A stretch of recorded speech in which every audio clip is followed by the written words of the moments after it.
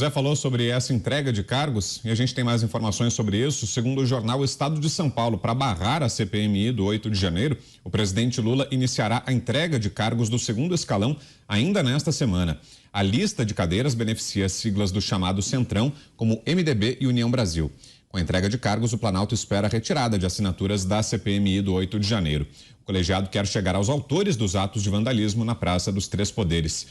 É isso, Cláudio Dantas, quer dizer que tá chovendo cargo por aí, Dantas? Se a gente não se cuidar, você e o Zé também vão receber ofertas por aí, é isso? Carregado aí em Brasília, hein? Cuidado. Olha, eu acho que eles têm medo de fazer qualquer tipo de oferta. Eu acho bom. Melhor.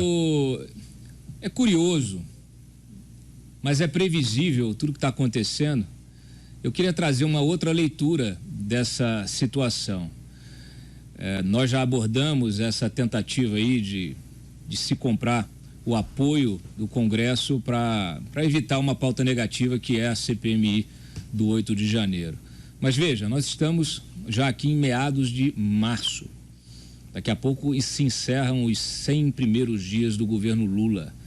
Um governo que não tem base no Congresso, não conseguiu construir a sua base no Congresso.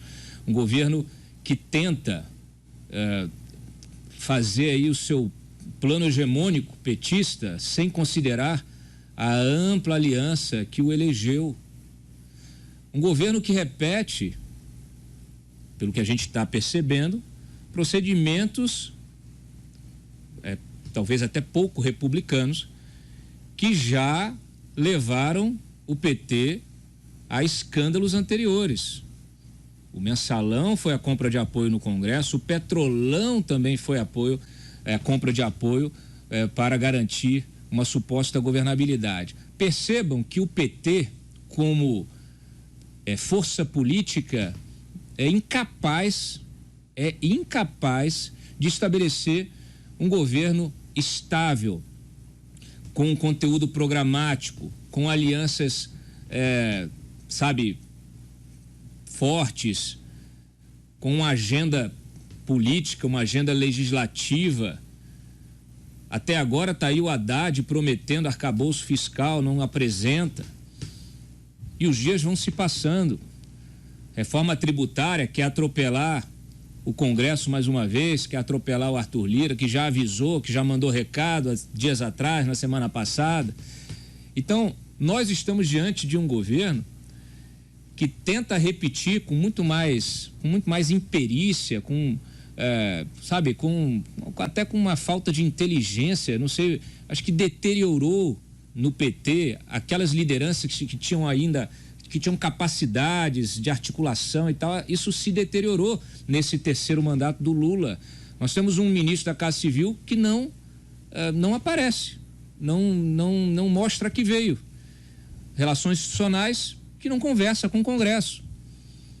Hoje mesmo nós tivemos a notícia aí, o próprio Lula reclamando publicamente de ministros que estão apresentando suas ideias sem que elas sejam aprovadas pelo próprio governo. Quer dizer, nem o próprio governo se entende dentro dele mesmo, quanto mais com outro poder. Então, de fato, nós estamos diante de um desgoverno e todo o resto é consequência. E aí se apela para o pior que há na política, que é o fisiologismo puro e simples, que decorre normalmente em corrupção. E Roberto Mota, será que esse movimento ajuda a entender um pouco desse incômodo que tem o atual governo em relação a qualquer medida que reduza o tamanho da máquina estatal? Afinal de contas, dá para ver que em momentos de apuros como nesse é bem útil, né, ter à disposição cargos e salários para oferecer, né? Será que isso explica tanto incômodo do governo com esse tipo de pauta, Mota? A grande pergunta que o cidadão brasileiro deve estar se fazendo agora, Abrão, né? Para que servem cargos no governo? Na teoria, os cargos que o governo tem servem para você colocar pessoas que vão trabalhar em benefício de todos, né? No caso do governo federal, você vai colocar lá pessoas que vão trabalhar em benefício da nação. Não é exatamente isso que acontece, né? Muitos desses cargos servem apenas como moeda de troca. Se você faz um favor para o governo, você ganha alguns cargos para distribuir entre os seus amigos e os seus apoiadores, seus eleitores. Vamos ser justos, vamos lembrar que isso acontece em todos os países. Isso não é um fenômeno exclusivo do Brasil. Agora, o problema é que no Brasil parece, muitas vezes, que essa é a essência de alguns governos. A razão de existir é o que as pessoas falam, é o poste fazendo xixi no cachorro. É o que a gente vê todo dia no Brasil.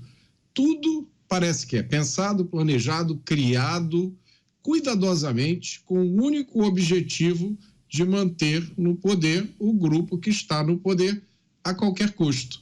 E aí o que é um carguinho aqui, outro ali, 170 bilhões numa PEC, 40 bilhões de emenda, o que importa é permanecer no poder.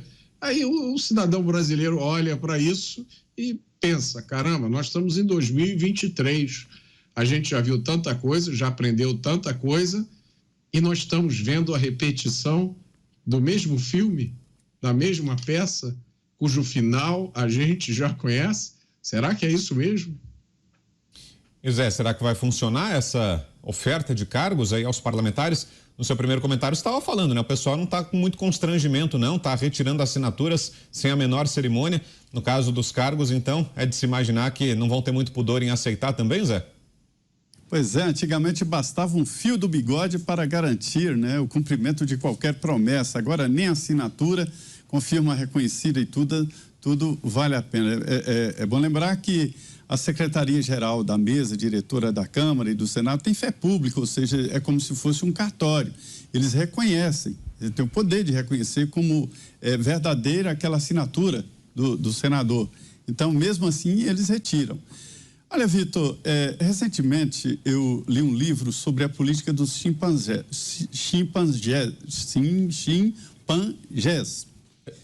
Foi quase, Zé. Chimpanzés. Aí nesses chimpanzés, eles têm uma política muito parecida com a dos humanos. É a distribuição de benesses, né? E eles lutam pelo poder de copular, que é o poder, né? De ter mais fêmeas e tal. E tem um líder. E quando o líder cresce, vários outros grupos se formam.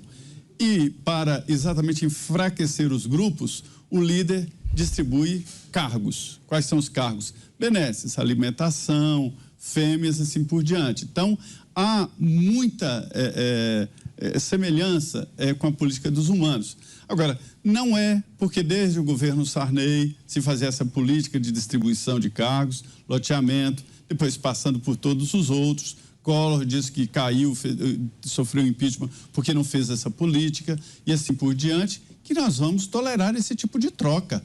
A Constituição garante que o poder tem que ser exercido de forma imparcial. Ele não pode ser parcial, ele não pode entender que o orçamento público é um complemento ou extensão do seu orçamento particular. Nós temos que nos indignar. Vitor, quando eu cheguei aqui em Brasília, eu fiz um compromisso interno que eu sigo. Eu não vou perder a minha capacidade de indignação. Não é porque o governo anterior e outro fez isso que eu considero isso normal. Usar cargo público como moeda de troca, como poder de sedução do Congresso Nacional, isso já foi, é e será sempre indecente. Para impedir a instalação de uma CPI, é indecente ao quadrado. Diga, Pavê. Olha, se nem a coisa julgada faz coisa julgada, mais que se dirá da coisa assinada. Não faz nada, faz água, não faz nada. O presidente Lula parece o Silvio Santos nas áureas noites de domingo, quando apresentava o Topa Tudo por Dinheiro. Agora que você precisa recoletar assinaturas, é claro que Pacheco e Lira ganharam aí um tempinho, né? Para ver quem é que vai aceitar a oferta. Afinal de contas, você não precisa nem mais passar o branquinho na assinatura ou rabiscar, é só você não assinar de novo, no caso do Senado. Então, agora é o pegar ou largar, né? É a chamada final. E isso é aviltante porque isso é legal. Isso está dentro da legalidade. O governo tem uma verba discricionária que dá para quem ele quer, quanto ele quer, recebe quem quer. E aí a gente olha o princípio da moralidade que está na Constituição e a gente pensa não, a gente tem certeza, afinal de contas, se a gente consegue juntar Lé com Cré, a gente sabe que moralidade e merda nesse país viraram a mesma coisa. Quando o Partido dos Trabalhadores começa a falar expressamente, entre aspas, olha, esses partidos de direita não estão entregando, a gente só vai liberar mais se eles entregarem. Palavras da Gleisi. Ou mesmo hoje, um parlamentar do PT falou expressamente que essas benesses todas são para você soterrar a CPMI dos 8 de janeiro. Tem aí, a gente tem pessoas com violação aos direitos humanos. Aliás, muito me indigna que ontem, depois que o Estado de São Paulo soltou aquele furo de matéria, dizendo que não devia haver a prisão. Não quer dizer que não são réus, mas deviam responder em liberdade, porque não houve audiência de custódia e não teve individualização de pena. Ninguém, nenhum jornal, e eu leio todos de manhã, nenhum jornal deu coro, ninguém se indignou. Aliás, quem é que vai se indignar? Não é quem é o povo, quem é você na fila do pão. Então, meus queridos amigos, a gente precisa começar a pensar em quem a gente vota. A gente precisa começar a pensar, a procurar saber o significado das coisas. Porque senão nós vamos viver essa eterna repetição dos males. Olha, só para dar nome aos bois ou colocar os pingos nos is, a gente vai trazer aqui os nomes de alguns dos parlamentares que retiraram assinaturas. O deputado André Fernandes fez uma postagem no Twitter hoje à tarde falando sobre isso, ele que é o autor do pedido de CPMI, e aí ele diz que até agora 4 deputados retiraram assinaturas da CPMI do 8 de janeiro. São eles: José Nelto, do PP de Goiás, Chiquinho Brazão, do União do Rio de Janeiro, Pastor Gil, do PL do Maranhão e Célio Silveira, do MDB de Goiás. O deputado diz que conseguiu mais 6 novas assinaturas: Milton Vieira, do Republicanos de São Paulo, Luiz Nishimori, PSD do Paraná, Júnior Lourenço, do PR do Maranhão, Celso Russomano, Republicanos de São Paulo, Luciano Vieira, do PL do Rio de Janeiro e professor Paulo Fernando, do Republicanos do Distrito Federal. O André Fernandes diz que hoje temos 191 assinaturas de deputados federais e 35 de senadores, número bem acima do mínimo requerido. E aí faz um apelo: Pacheco, convoque uma sessão conjunta para que a CPMI seja pautada e instaurada.